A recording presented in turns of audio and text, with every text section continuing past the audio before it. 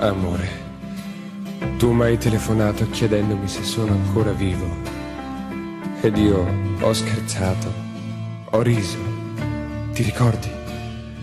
Ho scherzato per non farti capire che avevo il batticuore. Sei divertente, hai detto. Ma perché sei sparito così, senza ragione? Vediamoci, mi hai detto. Sono triste. Ho voglia di scherzare un po' con te. Ma forse tu non sai. Io me ne andai perché non ti accorgessi, amore mio, che ho sete del tuo amore.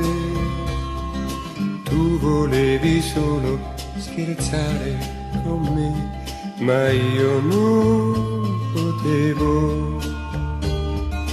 Scusami se sparì senza ragione, senza dirti addio. Ti prego non scherzare con me.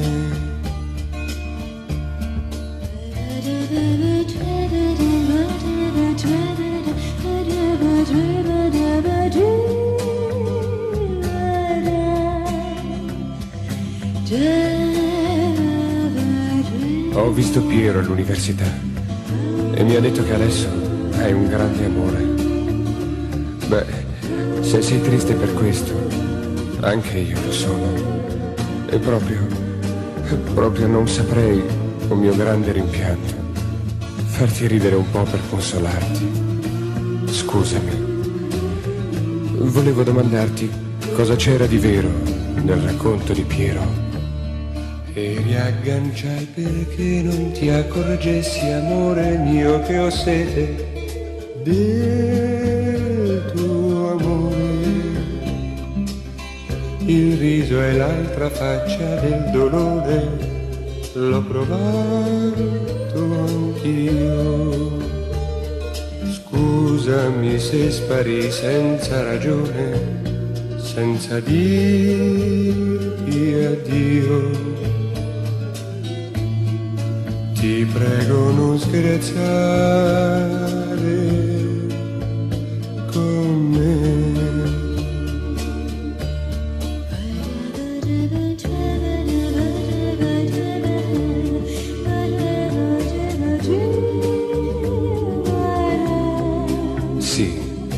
Sì, lo so.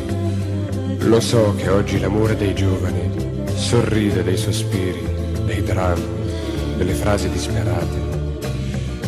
Eppure devo scriverti quello che non so dirti a voce. Io ti amo. Sii felice. Addio. Prego, non scherzare con me. Perdonami se non ti cercherò.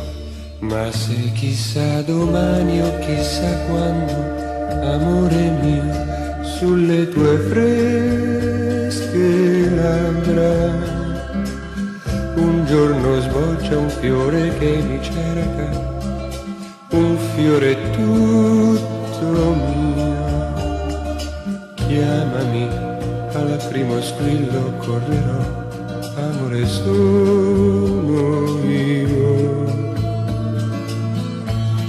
Ti prego non scherzare